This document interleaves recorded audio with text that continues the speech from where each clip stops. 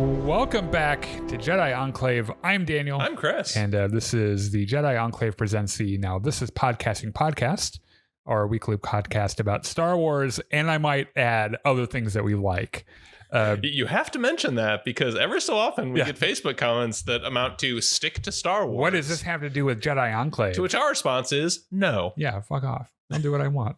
I'm way too old to do what anyone else wants. Yeah.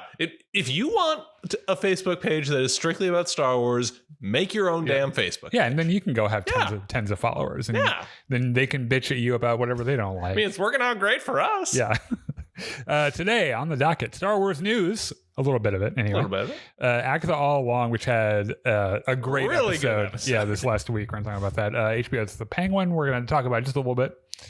And after this, we have a special because this is our last show before Halloween, and I felt a little guilty that we didn't have anything to do for Halloween. All Hallows Eve or whatever. Yeah, so we're gonna hang out with a couple friends after this and play the Zombies mode on the new Call of Duty game.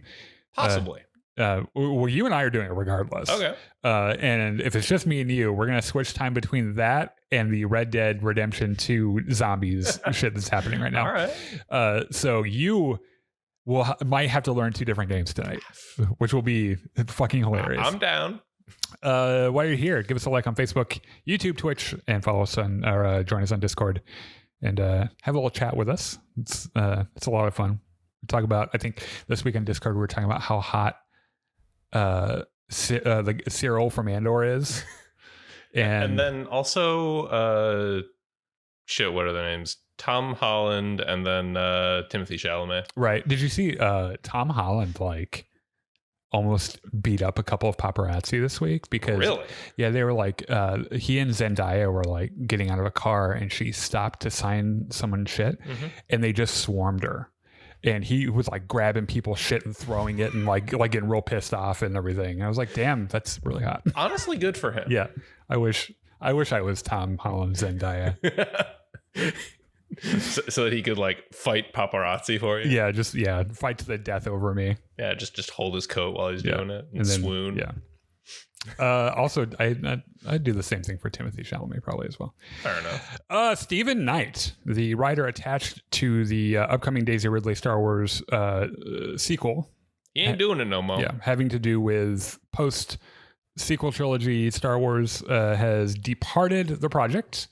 This is according to Variety. Is it Variety? Yeah. Yep. So he was attached to it a while ago, and we all thought that was a really good sign because he's written some pretty decent shit. Yeah, and then but he also replaced. So it was before him was Damon Lindelof, and Justin Britt Gibson.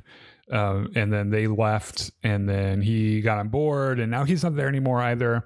And as far as we know, Sharmeen Obaid-Chinoy is still directing, which is good.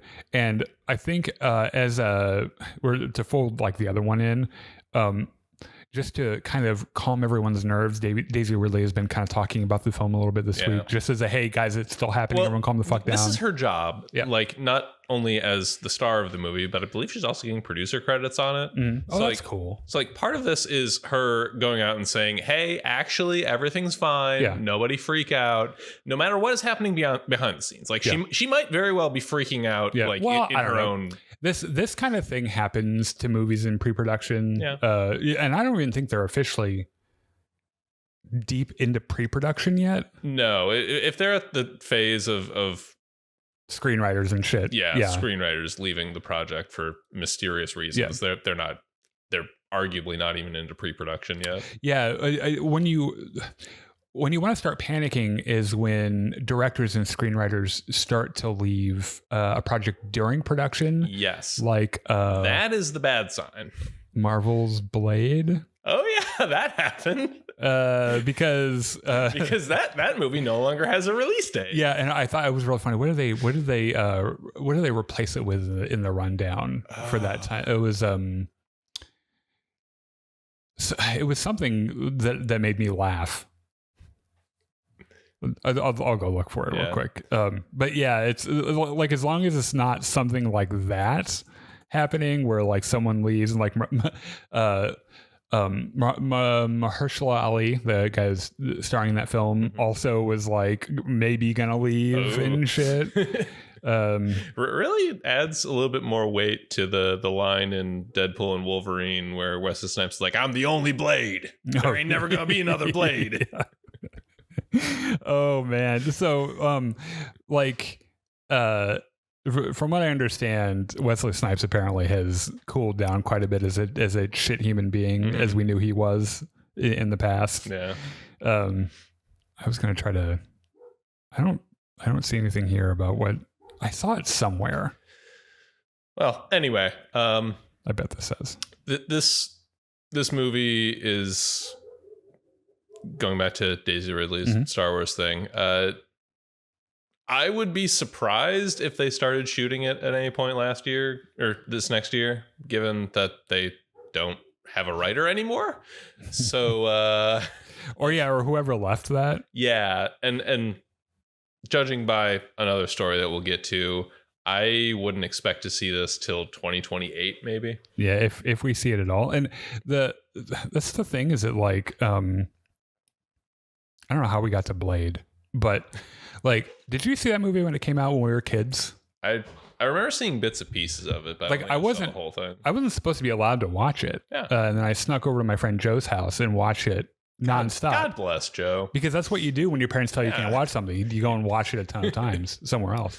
And I remember that movie blowing my mind because of how insanely violent and bloody and fucking cool it was. And the martial arts was cool. There were fucking sword fights and vampires and shit. And I was like, this is the best thing I've ever fucking seen. So when they announced that they're doing Blade, but under Disney, I was like,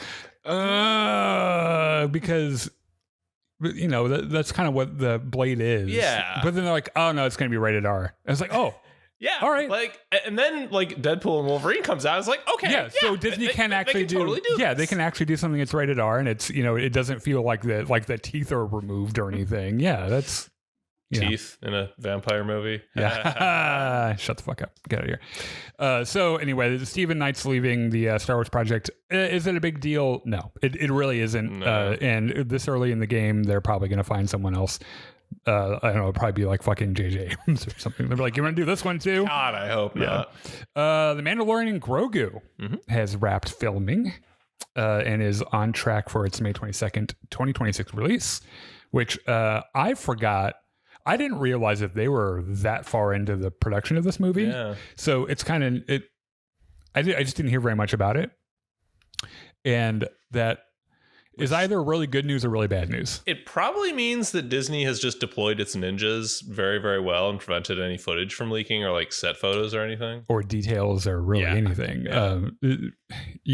It's an interesting thing because I know that coming off of Ahsoka, some of us had some ideas about how you could pull a lot of threads in, which this movie is supposed to be doing anyway. It's supposed to be taking threads from Ahsoka and Skeleton Crew, which, by the way, premieres the day before my birthday. Oh. And I am fucking ready for that show.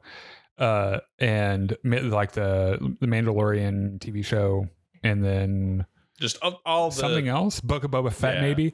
And I know a lot of us were like, and you could also add Cal Kestis, fucking Luke Skywalker, and all this other shit, because it like apparently he's going after Thrawn, or it's going to be a Thrawn thing. Maybe, yeah, I guess. I don't know.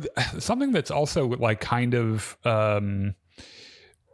maybe integrated into this piece of news. So they've wrapped production. Well, they've wrapped filming. Or filming, right. They have a whole lot of special effects. That's the point I was making. Yeah, is that they wrapped filming, but the rest of it is just going to be them hopefully making it look like not total shit. And I was reading, apparently, so Disney has a quarterly earnings call coming up, and apparently they're supposed to be making an announcement about an AI initiative that they're folding into their post-production process that's supposed to make that shit easier or whatever. And it's like, oh God. Don't like the way that's going. Yeah. So it's, I don't know. It's one of those things where they're like, well, can we have AI do the job of like a person? And if so, let's do that because it'll, we not only will we save money, but we get to watch that guy starve, and that really gets us off. It'll be less expensive for them, and it'll produce a product that's at least 20% shittier. And I know that people don't understand the VFX process very much. Because people will look at stuff that feels really crunchy and assume that the VFX artists that work on it were very bad, like they didn't know what they were doing, or that they were not very good artists. That is never the case. Yeah, the VFX artists get assigned way too much work, and most of it is impossible. Yeah, like even with you could shoot things ideally for the VFX process, and it would still be fucking impossible to get in everything the studio is asking for. Yeah, I mean it's borderline human abuse what they do to them, and expect them to be away from their families for months on end, and then expect the impossible for very little money in 4 hours. And when they turn around something that actually isn't that bad, but like when you look at it, you're like, oh, that's not so great. The VFX artists are blamed for it, and not the people who made those decisions, which, are the people that should be blamed for. And it's like what I think about when I think about that is like in Obi-Wan Kenobi, there are a lot of shots that are clunky and crunchy as fuck. The ideas are really cool, but it looks like shit. Yeah. We recently, within the last couple of months, my partner and I rewatched that show, and there's some stuff that's like the air speeders coming into the Inquisitor base to save everybody. It looks really bad, but also like the really cool stuff, like Vader pulling the ship down when it's trying to take off and crashing it. It doesn't look good. And like him ripping it apart with the Force didn't look very good. But in the moment, we're like, oh, it's fucking Vader. But then when you go back and look at it, you're like, oh, this possibly could be a PlayStation cutscene. My standard for VFX nowadays is if I don't notice anything is obviously wrong on my first viewing, I think it's a pretty decent job. I think that's kind of the holy grail objective of every VFX artist, is to not have their work noticed. Yeah. Just don't have it be obviously bad the first time someone sees it. Because if you go through it frame by frame and pull out your magnifying glass and enhance, you're always going to notice things that are wrong or things that just don't look super great. And that's an unfair standard when it's not intended to be examined that way. It's intended to be seen in motion in real time. You want to know what is happening in this week's episode of Gina Carano Attempts to Stay Relevant? Please inform me. So, as we all know, Gina Carano was famously fired from Disney for being terrible, for being a terrible person and saying shitty things, saying just the worst bullshit you can imagine on Twitter. And well, she didn't like that. No. And so she's suing Disney. And with Elon Musk's money, by the way. By the way, feels like a thing that he would say and then just not do.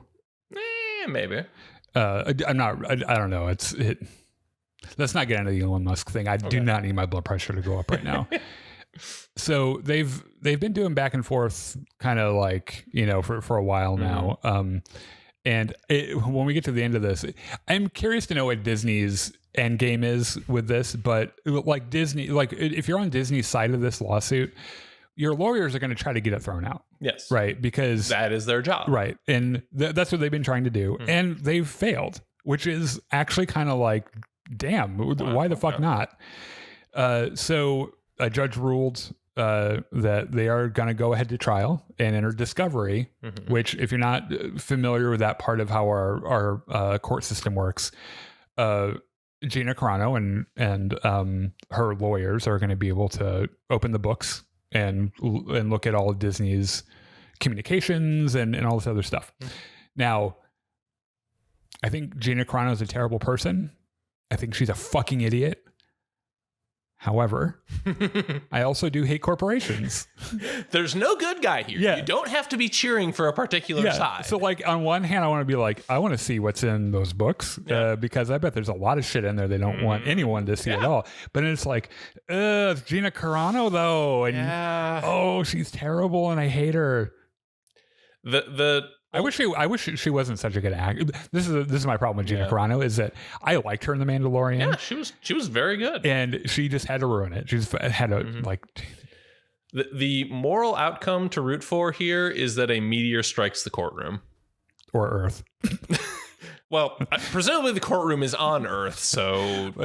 Well, this is a really big one. It just wipes out all of the human race. Yeah. Wouldn't that be a sweet release? we were talking the other day about like different things that kind of fill you with existential terror if you start to think about them too much. Mm-hmm. And like the possibility of asteroids hitting the Earth. It was a weird conversation. We were talking about it on stream, I think. And I was telling them about this theory, like, so we, like, our universe, we think exists in a mostly stable reverse vacuum. Mm-hmm.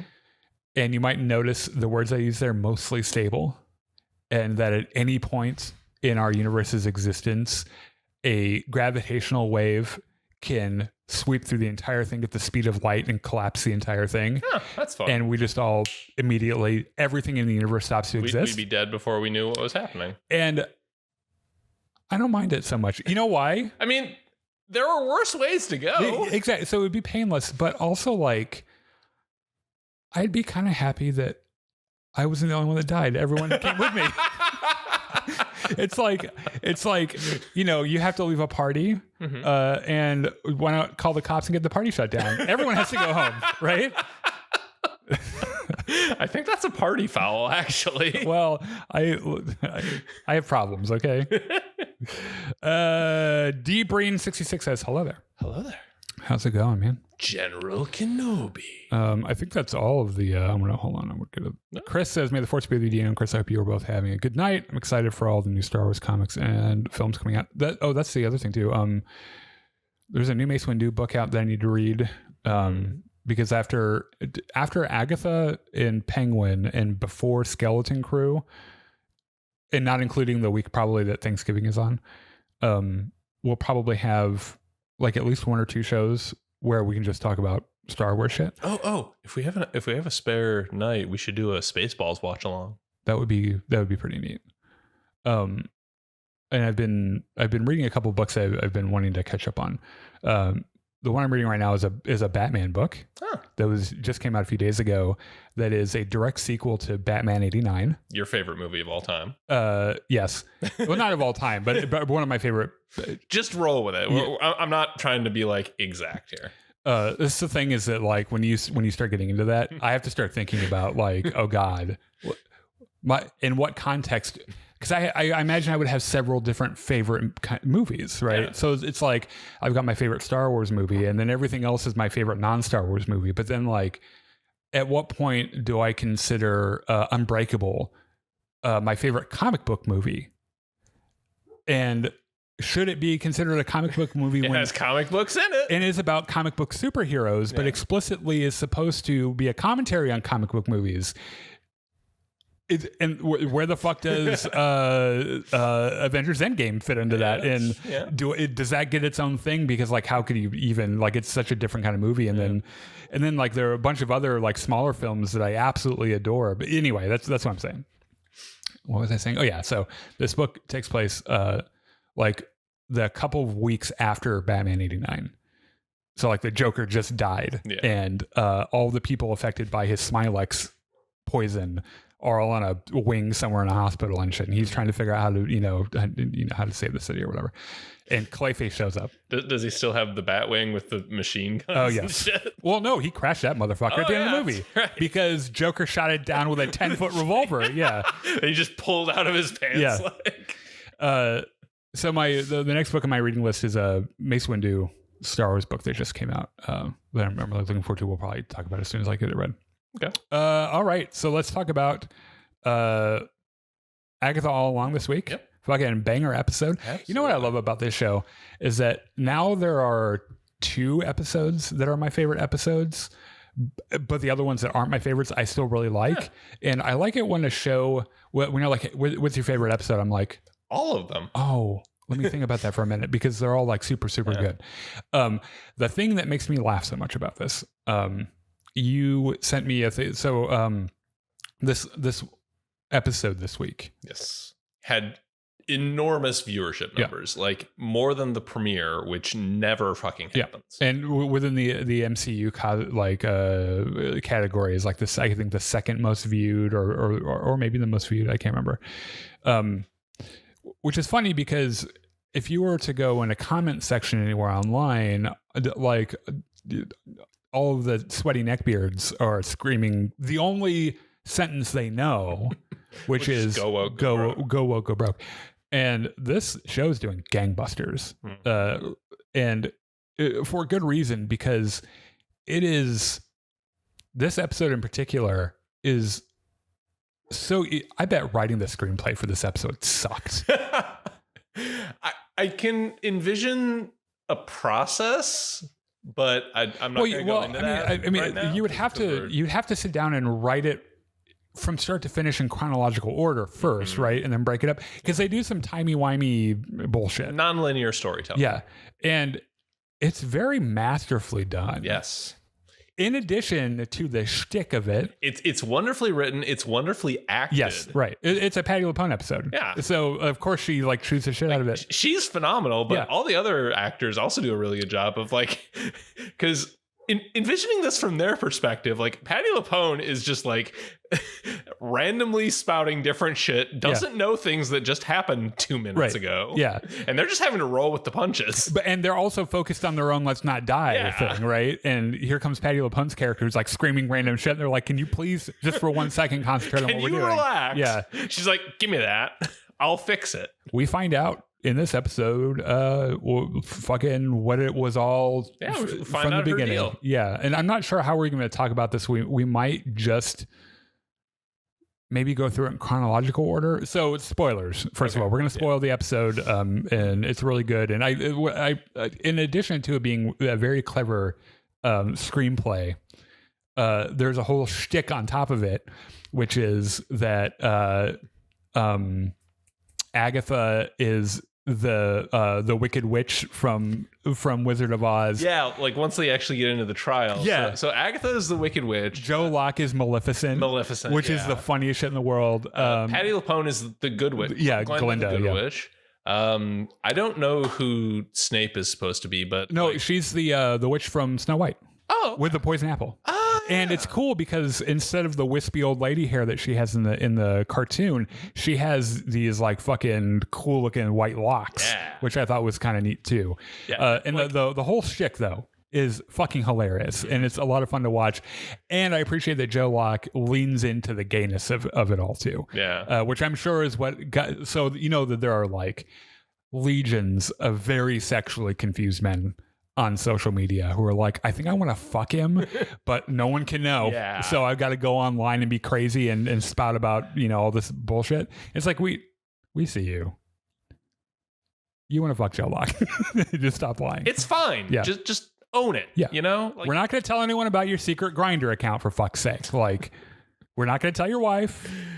Fucking get over it. Okay, so how do we do this? Let's start with just the very first scene with Joe Locke and Katie Hahn, where they're just walking along and talking a little bit. And confused.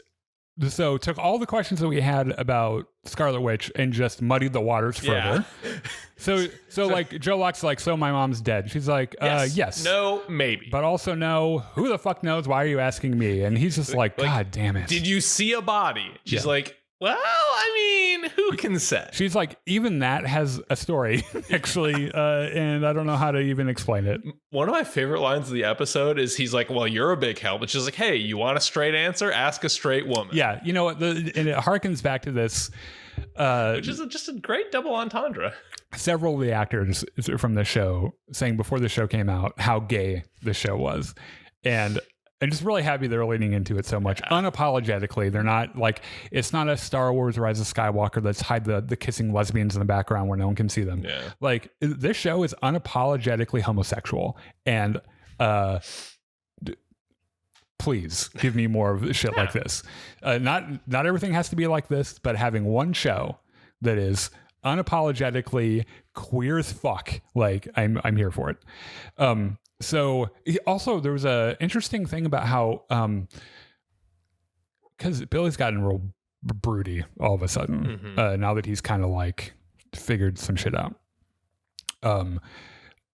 She makes a comment about how like your nose is going to bleed if you keep trying to read my mind like that. Yeah. And then he very unconvincingly is like, I'm not trying to read your mind. And she's like, yeah, what the fuck? Yeah, okay.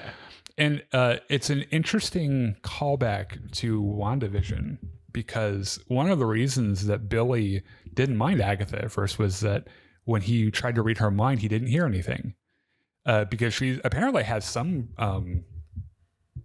ability to keep other witches from magic. Getting in her brain, which I thought was kind of neat.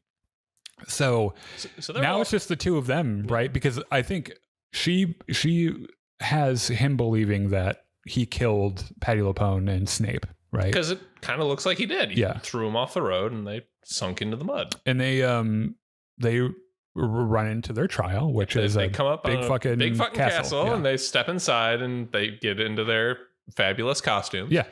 This is after does Snape find them at some point before they go in? Later. Oh, right, because fucking, oh my God. So it's just them two, and they walk into this room with a bunch of swords on the fucking ceiling, and there's a tarot deck, and Joel is like, ooh, tarot, I love this. He picks it up, an hourglass tips over, he's like, okay, we're doing this now. Did you notice that all of the trials have started with him touching something? Yes. He just can't fucking help Like, himself. if I were Agatha, I'd be like, okay, new trial. Don't touch anything. Stop. Hands in your pockets. Let's look around Chill first. the fuck out. Let's observe and gather some data, and then we'll start fucking with stuff. Yeah. Because he's like, well, I'm going to touch everything. He seems real excited about these tarot cards. He's like, ooh, tarot. Yeah.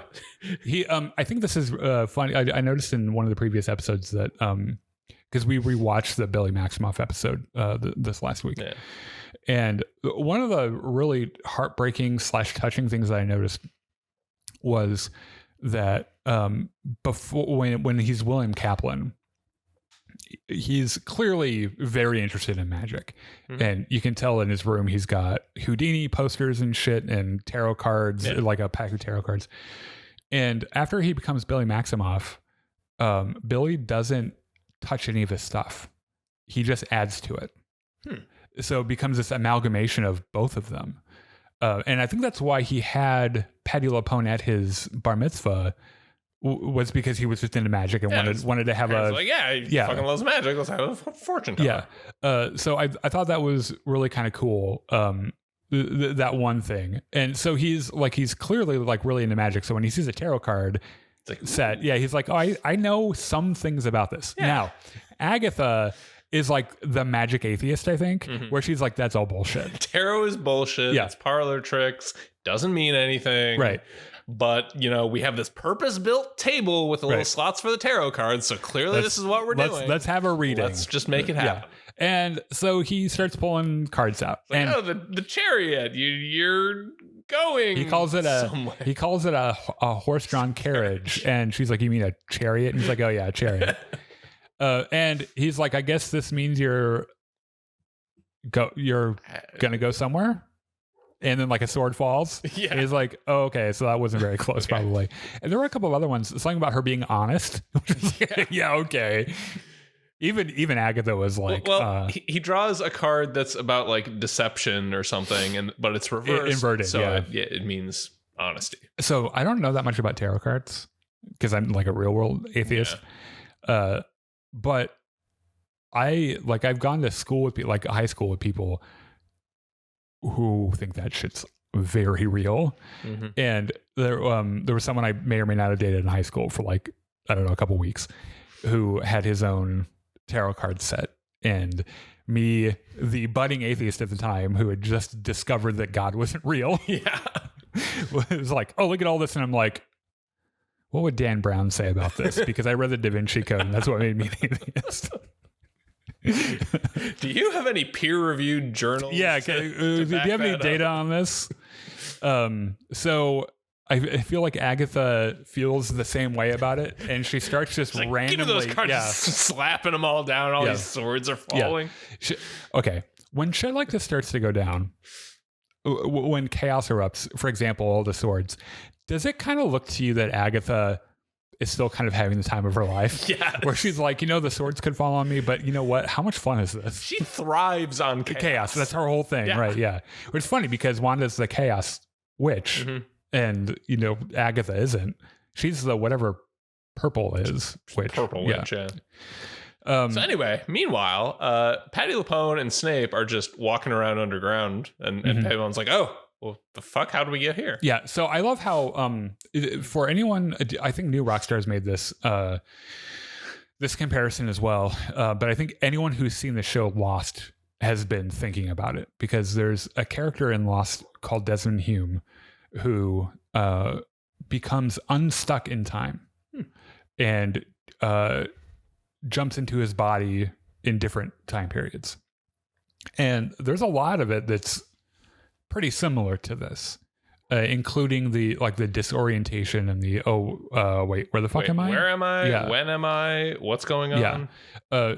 And it's an interesting way to do time travel, even because you have all the basic kinds of time travel. You do the Terminator thing, right?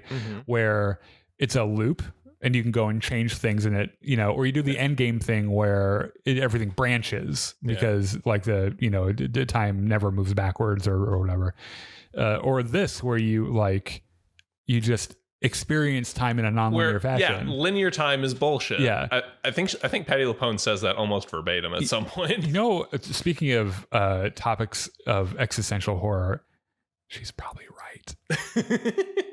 We observe time in a linear way, but that's probably not what it is. And you take a second to try to contemplate and understand that, and our brains can't handle it because we've only experienced time one way. Yeah. But time is not linear. And it just makes me want to cry. It's I don't want to be in this universe anymore. I don't like how it works. I don't know the rules. So Snape is like, look, you said we're just walking around down here looking for some shelves or some bullshit. I don't know what you mean. You apparently don't know what you mean anymore. She's like, no, that's right. I have no idea what that means. We get to see her spend some time with her, I guess, first witch teacher. First teacher. Who's teaching her how to read tea leaves. And this is a really neat moment, too, in the episode where it's the little girl, the younger version of Patti LuPone. Little Patti LuPone. Yeah. And the camera pans over to her teacher, and it pans back, and it's just Patti LuPone. And I think they must have done that in camera where she just shoved the girl all the way and sat down real quick. Yeah. And the kind of a creepy but cool detail is that her teacher knows immediately that she is a 400-year-old witch in a 14-year-old's body or something, right? And is asking her a whole bunch of fucking questions. It's like, oh, you fucking saw the future again, didn't you? How's going through time? She's like, it's fucking terrifying and I hate it. It doesn't make sense and I don't enjoy it. It turns out she doesn't like reading tea leaves either. I don't know if it comes up at this point or not, but one of the things Patti LuPone says she dislikes about going through time is that she always sees death. She always sees either her death or someone else's death, and it's just traumatizing. Yeah. Which is goofy because she's the one that's constantly reminding people that death comes for us all, right? Yeah. So we're going to have to, for my brain to make sense of this, we're going to have to tell it kind of linearly.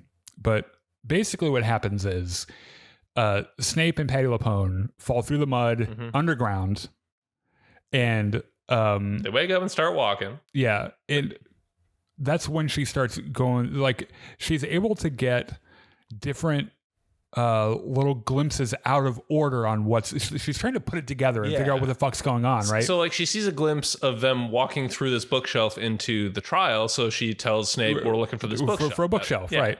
And then she just shows up, from her perspective, just shows up in the middle of this trial wearing her fucking Glinda dress and shit. Teen, I fucking hate you. And he's like, wait, I thought we were friends. And she's like, did I Did I just and then say earlier that? on, like when they walk through the bookshelf, like they walk in, Teens is like freaking out. She's like, "Nah, don't worry about it. We're cool." Yeah.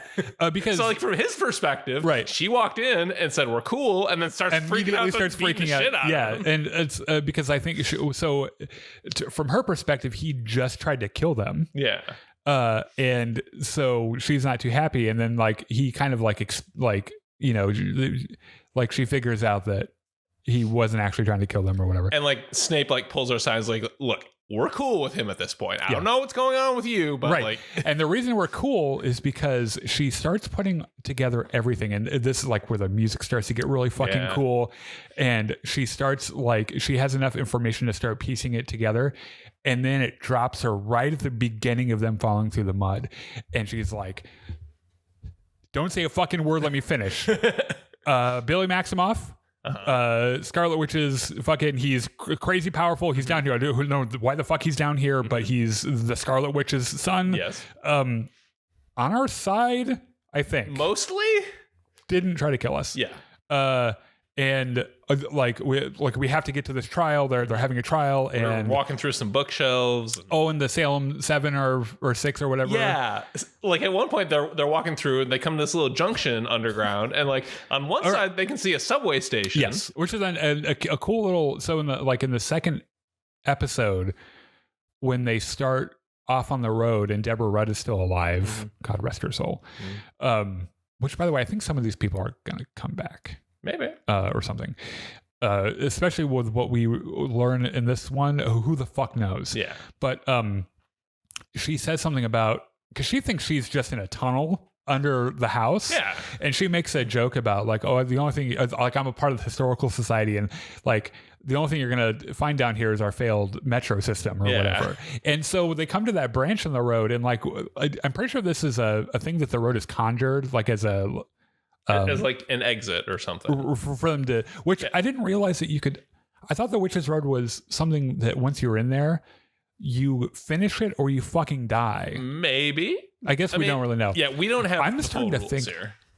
I'm starting to think that Agatha didn't go through the whole thing. Maybe she didn't, because doesn't she seem to you a little bit like she's just bullshitting her way through most of it? I mean, that's Agatha in general. Yeah, really. But like it. Like she's telling everyone, "Oh, I've done this before," and she's just like, "Oh, that worked out. That's fucking great." I did. Maybe I will not discount it at this time. Yeah. And so like they hear the Salem 7 coming and they hide, because they're doing their creepy fucking. Yeah, like they don't think anyone's watching, but they're still doing their creepy walk and shit. That's just what they do. And then their hoods are. Their hoods are in a way that makes them look like they're leaning backwards while they're walking forward. And it's like, why do you do this when no one else is watching? Like that's just how they are. I know. And that's, I think, worse, because it's like, I could totally see being like, we want to intimidate people and make them think we're creepy and jerky and crazy and shit. And oh, look, I'm a fox now. But like when they're just walking, like I would expect for them, we're just walking down the hall when no one else is watching. Just walk. Just be normal and be like, hey, did you see the game last night? They're not normal. No, I think that's just how they are. It's just so fucking weird. But yeah, they're down there with them and they're trying to find them and shit. And Snape and Patty LuPone end up taking the other tunnel that doesn't get them there. Yeah. So then they come on through and Patty LuPone's like, all right, Tara, I can do this shit. Teen, fucking sit down. Let's do this. Yeah, I'll do your reading. Cards and reading. The ceiling keeps falling down. Swords keep falling down. Finally, Patty LuPone's like, you know what? Fuck it. I'm not reading you. I'm reading me. Let's do this again. Shuffles cuts and goes through all the cards and is like, yep, this is what that means. And ceiling's still coming down all this time. She gets to the last card and she's like, Queen of Cups, bitch. Holy shit. It's death. Yeah. Oh, is it death? I think it is. I thought her last one was the Queen of Cups. Is the one that made everything stop moving? Maybe. But like, so at some point through all this. Okay, by the way, while they're doing this, while she is revealing all these tarot cards, they match up fucking brilliantly with different frames of previous episodes of the different witches. So like the one tarot card that has Snape in it, she takes the same pose on the card in the first trial, where high priestess, where she's like kind of like standing like this, and fucking what's her name? Alice has the same like warrior pose or something when she's trying to like kill Agatha or whatever. And then what was the other one? The Queen of Cups is her as a kid with her maestra or whatever. I feel like there's one more. Did Joe Locke have one? Maybe. Yeah, because there was the one with the headband. Oh, yeah. That was like doing magic-y shit, I think, right? I should have written this down. These tarot cards, by the way, have been all over the place in the show so far. So like one of them is like a poster in her like fortune-telling hut when she's at William's bar mitzvah and everything. But she puts death down, and then like everything starts to like fall into place. She's like, holy shit, Rio is death. Yeah. And it comes, and it's this huge reveal that she learns earlier because she like Aubrey Plaza just shows up in the fucking tunnel with her mask and her knife and shit, taking the same pose as the fucking tarot card. And I think that's when she goes to the beginning, right? I think so, yeah. And then she's like, okay, this is everything I know. Like we have to keep going. Yeah. And I think Patty LuPone comes to this realization about death, which is more or less like I'm at the end of my life, and like I found all this meaning because, save for like Agatha, she really likes this coven of witches, right?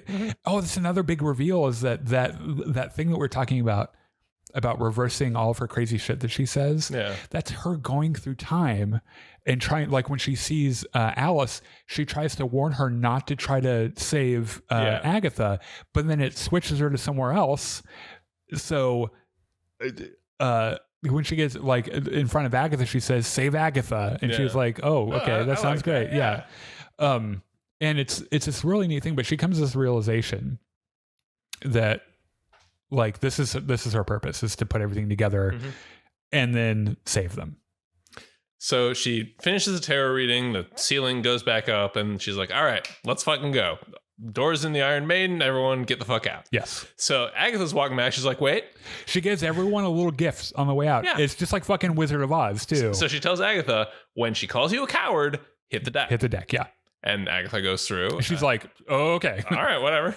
I forget what she tells Joe Locke. She gives him his spell book. Oh, yeah, that's right. Which he lost when they went on their broom escapade. Yep. She gives him the spell book and she's like, you're fucking awesome, kid. Get the fuck out of here. Snape comes up and is like, I'm not going without you. And Patty LuPone's like, just get in the fucking... She's like, just let me do this. Yeah. Closes the door. Has her fucking... so the Salem 7 show up. They're, being the rat and all that, and then turning into their weird fucked up witch selves. Yeah. Patty LuPone looking not a bit worried. And... knows how to let them get close enough to where they can't run away when shit hits the fan. And the shit hitting the fan is her picking up that fucking tower card and being like, it's inverted, bitches. Flipping it over. The whole room flips over. The way she fucking grabs onto that table. Yeah. And it's, there's a motif through this from her memory where she feels herself falling.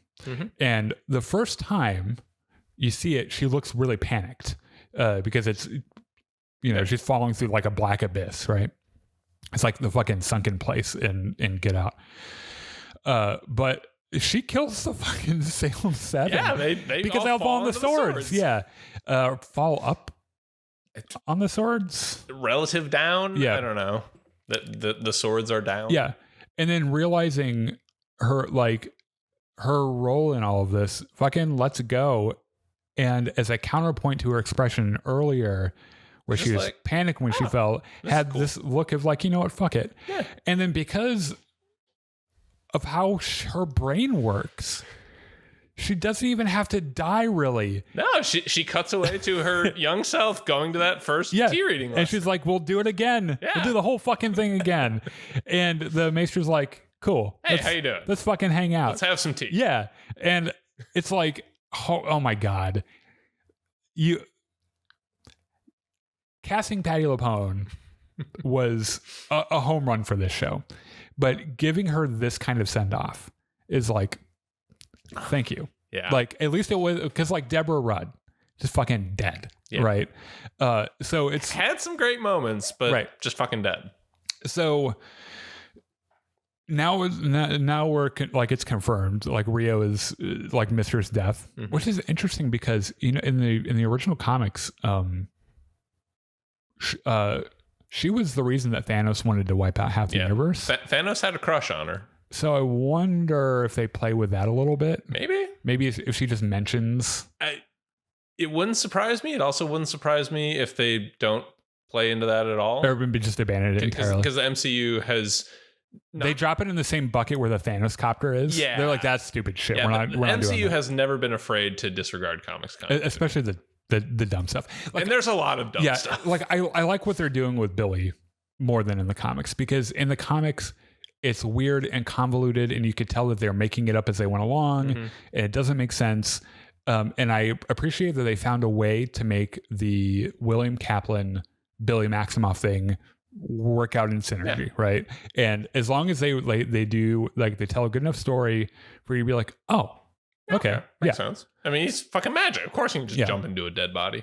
So there's clearly going to be a showdown between Agatha and Death. Yes. And I bet it's going to be pretty fucking cool. Well, their whole thing has been since the beginning. Agatha was like, let me get my power back. Yeah. And then we can fight. So you think she'll get her power at the end? Do you think she and Billy both make it to the end? I don't see them killing him. Oh, they're not going to kill Billy. I hope they don't kill any of them. I hope at the end she's like, I'll give him back to you. If you let me have Agatha, I'll give you back everyone. And they're like, sold. Deal. Yeah. And Deborah Rudd comes back and is like, oh, what happened here? Yeah. From her perspective, she got a little drunk and fell asleep probably, right? And then she woke up and, that was a great party. Why is everyone fighting? I had a fantastic time. Yeah. So Agatha maybe gets her powers at the end. Do you think Billy finds Tommy? I think so. So at the end of, let's see, I think it was the Marvels. There's a little gag where Miss Marvel is apparently trying to put together the Young Avengers, where she visits Hawkeye, Kate Bishop. Right. Yes. So it wouldn't surprise me if they were building towards that. Yeah. Well, because they also did the Scar thing in She-Hulk at the very end, and Billy and Tommy are like founding members of the Young Avengers. Right. So it would make total sense to fold them in there. It makes me wonder how they're going to deal with that. So I did some digging and looked up the actor that played Tommy in WandaVision and started looking at his socials to see if like he's been like up to anything. And he's done like a couple of films, but I think you told me he's also like bulking up. Yeah, I guess fitness is like this huge part of his life right now. Okay. And I would bet this is, if they plan to bring Tommy back and just have Jack Klein play it, because he's older, he's like 15 now, I think. He might be closer to 16. He would be about the same age as, because there was that big time gap between WandaVision and when this show happened. Yeah, because Billy is 16, I think, when the story, like, I think, yeah. Like when we were running into him for the first time. So I think he would still be a little bit younger, but we can make it work. Yeah. It's the thing that sucks if they went that direction is that, and I wouldn't trade Joe Locke in this role for the world, I don't think, but the boy that played Billy in WandaVision was really good. And it would kind of suck for them to like get the other boy and have him be Tommy and then just kind of like, I mean, narratively it makes sense because Billy's in a different body now. I know. It just, it makes me like, because I like both of them. They're like, it's so rare to have good kid actors because most of them suck. Yeah. Most of them are so bad. It's one of the reasons Stranger Things works so well because they're all really good. Right. So yeah, anyway, I think he probably finds him too. And I hope it's fucking cool. I bet it'd be great. Let's talk about 2-episode finale next week. Next week, yeah. That'll be exciting. that's probably all we talk about next week, I bet. Could be.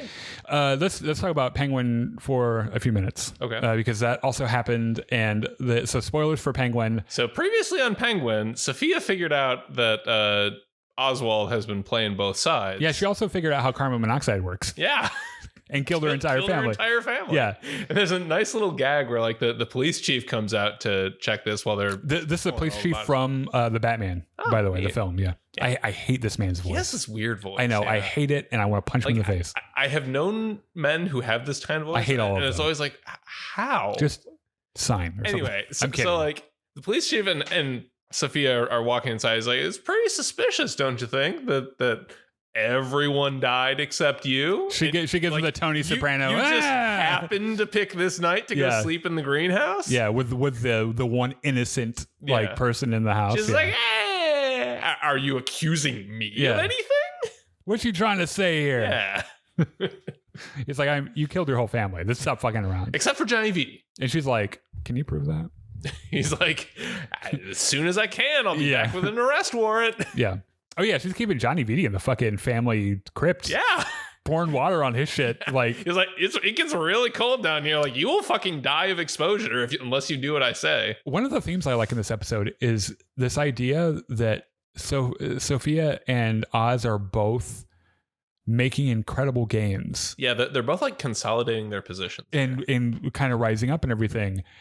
And they're eventually going to be the ones at war, right? Yes. And it's cool to watch both of them gain control of their respective areas. Yeah. And because Oz has been playing the Maronis and the fucking Falcons and shit, and had a brutal.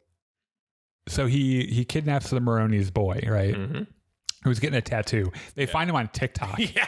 And that's how guys don't ever use TikTok. So this is why. Yeah. They show up to the tattoo parlor, kill everyone inside, kidnap this guy, take him back to his girlfriend's apartment where she's not too happy to be an accomplice here. Yeah. And then, Oz's prostitute girlfriend.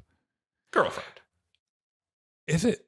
Well, she seems pretty attached to him. Mm-hmm. I thought before this episode, their relationship was just financial. Nah, I think there's some feelings. She seems pretty okay with him, except for the shit that he's doing right now, which she's like, this is fucking crazy. So like he calls up he actually visits the Maronis in prison. The fucking balls, by the way. Hands them a photograph, says, you want your fucking kid He's back? Like, I kidnapped your son. Yeah, and they're like, wow. Okay. Yeah.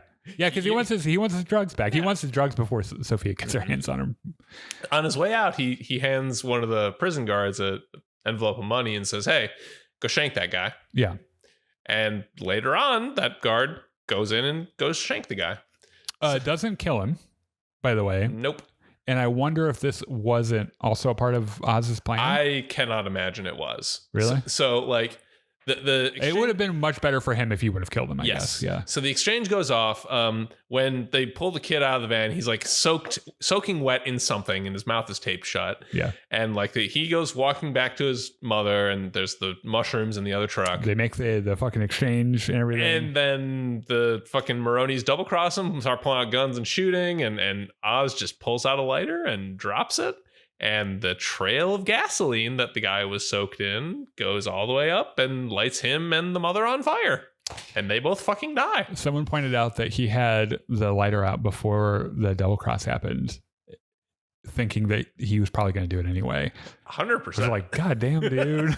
That's pretty fucking cold. So he lingers a little bit too long here. And like the fire suppression system goes off. And like he gets in the truck and drives away with his buddy.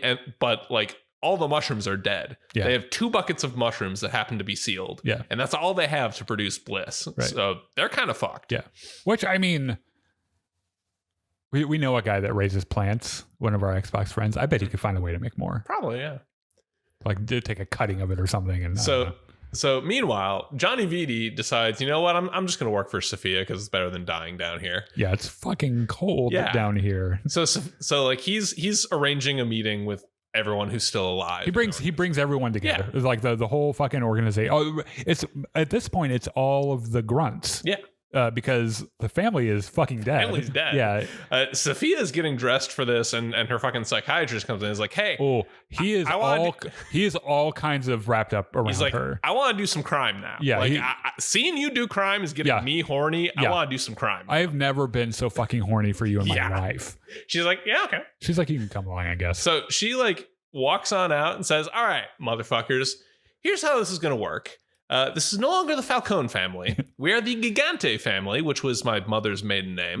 Mm-hmm. If anyone has a problem with that, please turn your head away so that you can, start addressing the rest of the room. And Johnny Vitti turns his head away to address the rest of the room. She pulls out a gun and just fucking shoots him. She was like, you just had to fucking turn your head. She's like, okay, look, I have this big old bag of money my dad had hanging around. That she got that information out of Vitti, I think, before he agreed to, She's like, this is money that all you guys made and my dad was keeping for himself. Mm-hmm. Under my rule, you're all going to have this money. So she dumps it out in the middle of like Vitti's pool of blood. And it's like, here, have some money. And they're like, you know what? I don't even care there's blood on it. I don't even care that the family name has changed. It's money. Yeah, sure. And then overnight, Sophia becomes a fucking populist. Yeah. they love her. I think like the very next scene is them pulling up to the Falcone guy's safe house. It's like he got out of prison using like the guard's keys and shit. We killed the guy that I think tried to kill him. Yeah. And then took his like cell phone and keys and shit and snuck out. Oh, this line, by the way, because he calls Oz and he tells Oz, he's like, you're cooked. And Oz is like, cooked, huh? You sure about that? Have you talked to your wife or your son? Yeah. So Sophia shows up with her bodyguard, and they shoot the Maroni, his dudes, his guys, Maroni guards outside. And Sophia walks in and is like, "Okay, look, we're gonna end this war now." Like, smart move, by the way. Yes. This is a smart move. So, like, also, do you need medical attention? Because you're bleeding. Yeah. So, like, look, Oswald has kind of outmaneuvered both of us. Yeah, he's a smart motherfucker. Yeah, like he's got my drugs. He's like fucked over your family. He's killed your entire murdered your family. Why don't we have a little alliance here and just fucking kill Oswald? And he's like, I'll never fucking work for a Maroni. I'll never work with a Maroni. She's like, well, never work for a Falcone. She's like, Falcone, right? Yeah. Good news, I'm a Gigante. Yeah, now. She's like, lucky for you, we've changed our name. We're under different management now. Another plot thread in all this is Oz sends Vic to take care of his mom, and Vic goes and picks up the mom and takes him to his old neighborhood, shitty apartment in Crown Point. And the mom is none too pleased about any of this, but she's also like clearly suffering from dementia and is mostly going along with it. Yeah. I think it's funny. They have to do a little sneaky thing. In one of the scenes because I recognize Squid. Yeah, who lived apparently survived the seawall explosions. They're trying to sneak around, and like Oz's mom is like, "What the fuck?" Like she's not trying to hide her. She's like, and she's got her like I guess prized lamp, clutching this lamp like her life depended on. So John thought it was a chandelier first. When they were in the car, she's like, "Why the fuck does she have a chandelier?" So at the very end, Oz comes down with the mushrooms, and he and Vic go down into the underground tram tunnels. Holy shit! Okay, I kind of forgot about this. First of all, I started shitting my pants because, I didn't realize. I think most people had this reaction until they looked into it. This looks like where Batman has his Batcave. Oh. But it's so they are in the tram part, the underground tram tunnels. But Batman has his Batcave in the other system, like the or maybe he's part of he's in the old abandoned tram thing and that like they were in a trolley thing or something. I don't know. I think they're different parts of the infrastructure because I legit thought that he was going to walk in there and just like find the Batcave because it looks exactly the same as in the film. And we were like, what the fuck? But it's a different thing. Yeah, they get down there and like, hey, we got a base of operations. Some jack-off sent up a generator and some lights here. And it's really damp and dark down here. That'd be really good for growing mushrooms, wouldn't it? Yeah, and that's how it ends. That's where they're going to start their fucking kingdom. So, there's a post I saw about this, and like the first comment with a bunch of interactions was like, "Bro, are Penguin and Batman neighbors?" which would be pretty neat. They're gonna bring Batman into this, right? At some point, I think they have to. Like toward the end, probably. Yeah. He's probably gonna make a cameo, I bet. Because it's funny because this show doesn't need him. It doesn't. No. Like it would be cool to see Batman. It is the one Batman without Batman show that doesn't need Batman. Yeah, it's cool. Fucking love it, man. Mm-hmm. All right, we're gonna be done, I think. We'll be back next week for the 2-episode finale of Agatha All Along, and then whatever. Maybe some other stuff. Who knows? Yeah. So check us out. Leave us a like, and then join us here in a few minutes. We're gonna go kill some zombies. It'll be a lot of fun. So see you later. Bye.